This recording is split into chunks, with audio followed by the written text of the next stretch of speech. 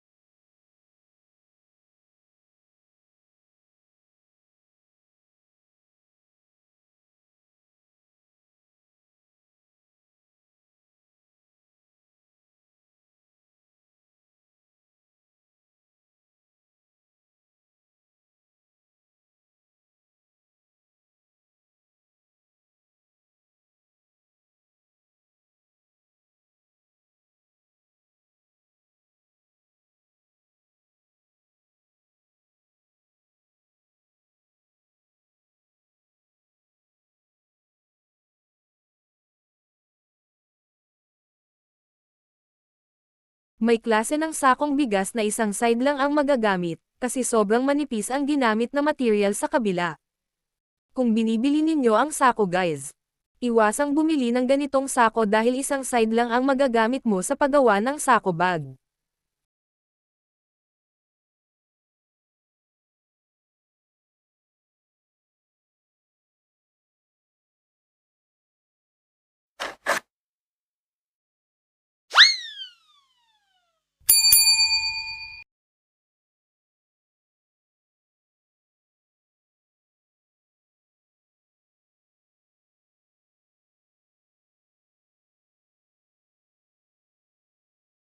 Inanyayahan ko kayong mag-comment guys, para ma-explain ko pa sa inyo ng husto, ang ganitong negosyo. At kung paano gawin, lalo na kung hindi ninyo na-gets ang nasa video.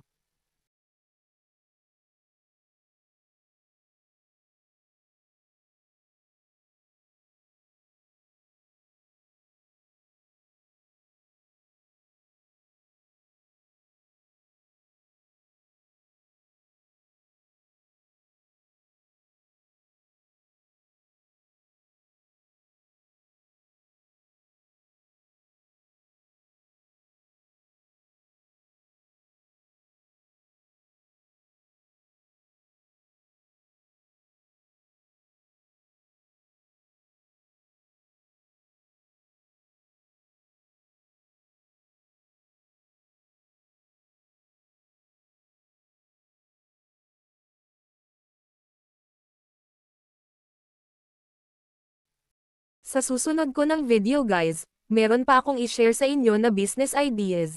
Abangan nyo lang at huwag kalimutang mag-like, share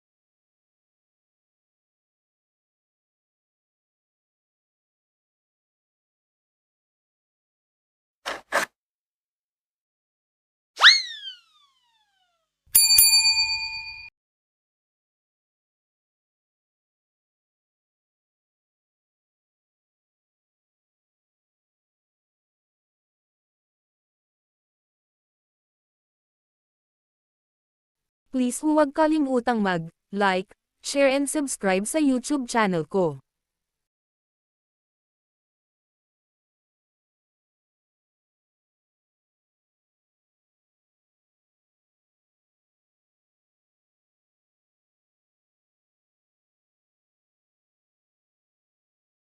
Inanyayahan ko kayong mag-comment guys, para ma-explain ko pa sa inyo ng husto, ang ganitong negosyo.